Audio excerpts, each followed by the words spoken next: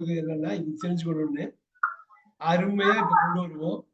Next half an hour நல்லா குரூஷியலா watch பண்ணுங்க. என்ன சொல்றேன்னு.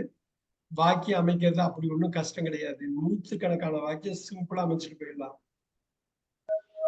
இங்க பாருங்க. Come, game, come, coming, comes வந்தது.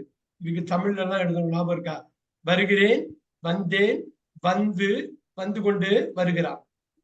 நீங்க ரெஃபர் பண்ணிக்கீங்க. All right. இப்ப பாக்கலாம்.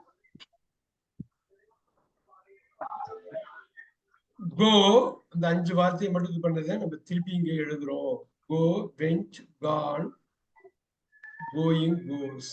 எல்லாமே ஒரு காரணம் இருக்கு.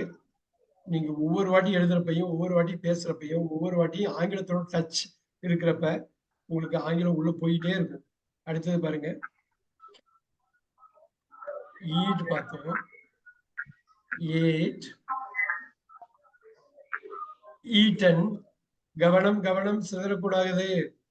Eating, eats. நல்லா பாத்தீங்க, நல்லா பாத்தீங்க. கவனம் சிதறாம